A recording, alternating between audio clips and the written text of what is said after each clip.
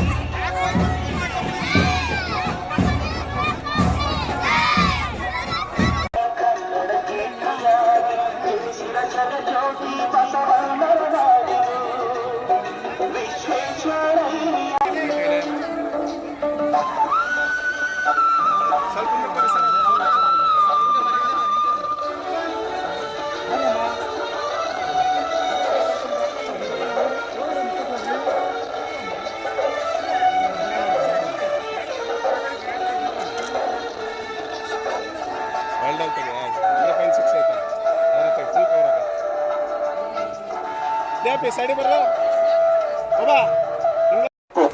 ನೋಡಿದ್ದೆ. ಆದ್ರೂ ಈಗ ನಮ್ಮ ಬಸವರಾಜ್ ಫೋನ್ ಮಾಡಿದಾಗ ನಾವೆಲ್ಲ ಹೋಗಿದ್ದು ಅರ್ಜೆಂಟ್ ಆಗಿ ಬಂದ್ರು ಕೂಡ ನಾನು ನಮ್ಮ ಗ್ರಾಮಕ್ಕೆ ಬರುತ್ತೆ ಅಂತ ನಮ್ಮ ಮಹೇಶಮ್ಮನ ಕೇಳಿದ್ರೆ ಇಲ್ಲ ಟೈಮ್ ಇಲ್ಲ, ರೋಡಿನ ಮುಖಾಂತರ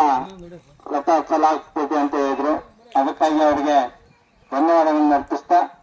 ಮುಂದೆ ಬರುವಂತ ದಿನಗಳಲ್ಲಿ ದಿನಾಂಕ 11, 12, 13 ಜಗಳೂರಿನಲ್ಲಿ ಅತ್ಯಂತ ವಿಜೃಂಭಣೆಯಿಂದ ನಮ್ಮ ಜನಪ್ರಿಯ ಶಾಸಕರಾದಂತ ಸನ್ಮಾನ್ಯ ಚಿಕ್ಕನಟಿ ದೇವೇಂದ್ರ ಅವರ ಒಂದು ನೇತೃತ್ವದಲ್ಲಿ 11, 12, 13ರಂದು ಜಗಳೂರಿನಲ್ಲಿ ವಿಜೃಂಭಣೆಯಿಂದ ಕನ್ನಡದ ತೇರನ್ನು ಎಳೆಯುವಂತ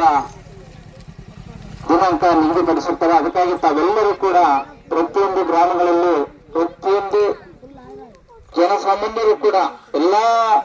ಹೆಣ್ಮಕ್ಳು ಗಂಡ್ಮಕ್ಳು ಎಲ್ಲರೂ ಸೇರಿ ಈ ಒಂದು ಕನ್ನಡದ ಒಂದು ತೇರನ್ನು ಎಳೆದು ಸಂಭ್ರಮಿಸಬೇಕಾಗಿ ತಮ್ಮೆಲ್ಲರಲ್ಲಿ ಮನವಿ ಮಾಡಿಕೊಳ್ತಾ ಈ ಒಂದು ರಥವನ್ನು ಮುಂದಿನ ಗ್ರಾಮವಾದ ಕಲ್ಲಘಟ್ಟ ಗ್ರಾಮಕ್ಕೆ